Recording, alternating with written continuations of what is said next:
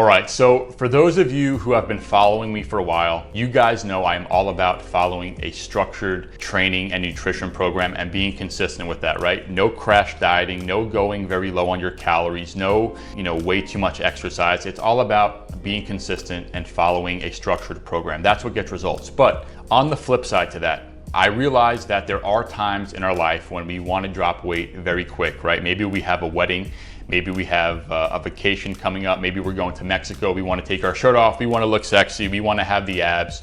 So I completely get that. And again, there are times when you want to accelerate fat loss a little bit quicker to get that result, right? Maybe you want to get rid of the bloat, get rid of that water weight so you can fit into the dress better, you can fit into the jeans better. So I completely understand that. So I'm gonna give you some tips today that you could put into action in order to lose 10 pounds in the next 7 days. Now, before I go any further, again, I am not advocating this, I am not advising this.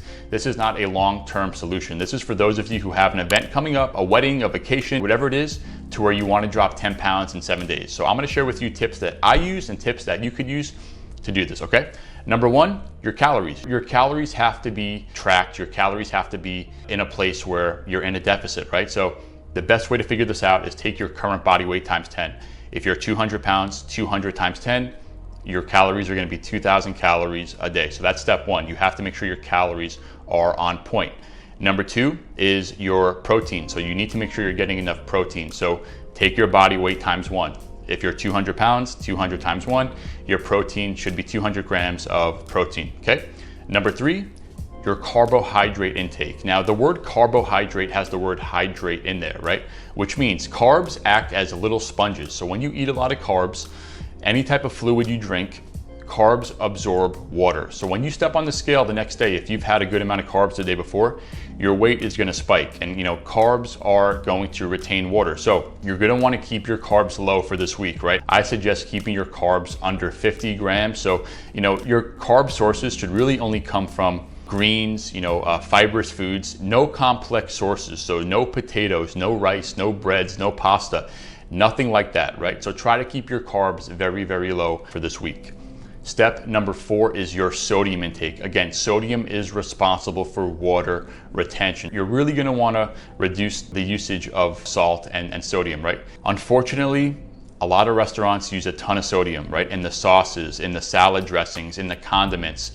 Virtually all condiments are loaded with sodium. This is what gives it the flavor, right? So you're gonna wanna limit your condiment usage, your salad dressing usage, barbecue sauce, soy sauce, anything like that, as well as table salt. So make sure you're not really using any salt to salt your foods because again, you're just gonna be retaining more water. And the whole idea behind this is to lose the bloat, to lose the water, to drop the weight on the scale, right? So that's number 4. Number 5 is your training, right? So you are gonna be needing to weight train and do some cardio this week if the goal is to drop 10 pounds in 7 days, right? So you're gonna wanna hit the weights. Now, again, you wanna hit the weights for about an hour a day, but here's the thing, you're gonna wanna combine the weights with cardio. So I suggest doing 15 minutes of low intensity cardio before your weight training. So this could look like, walking on the treadmill at an incline at a steady pace, or you could be on the Stairmaster, the elliptical, something that's gonna get your heart rate elevated, something that's gonna get you sweating. So when it is time to hit the weights, you're already warm, your body temperature is up, you're sweating, your heart rate's up, you're ready to kill the weights. After you do weight training for about 45 minutes to an hour, you're gonna wanna do another 15 minutes of cardio, right? It's gonna be the same thing that you started with. So you could do, walking on the treadmill at an incline. You could do the elliptical, you could do the Stairmaster, you could do the bike, right? So it's gonna be a total of 30 minutes of cardio. So 15 minutes before your workout, then you're gonna work out, then you're gonna do 15 minutes after. So 30 minutes total of cardio combined with weight training. Now, if you are doing all of this effectively, right? So if your calories are being carefully monitored, if you're getting all of your protein, if you're keeping your carbs under 50 grams, if you're keeping your sodium very low, and if you're combining this with a structured weight training program and you're doing your cardio, your body's gonna drop weight very, very quickly. A lot of that's gonna be water, some of that might be fat, but again, this isn't sustainable long-term, right? So you should not be following this more than 7 days to 10 days at the most because you're probably gonna feel like crap, you're not gonna feel great, your workouts aren't gonna be optimal, but again, This is just if you want to get in shape really quick, if you want to drop, 10 pounds really quick. This is something that, I've done in the past, and something that I have some of my clients do if they need to drop weight really quick. So I hope this was helpful. As always, I appreciate your support. I appreciate you watching this video.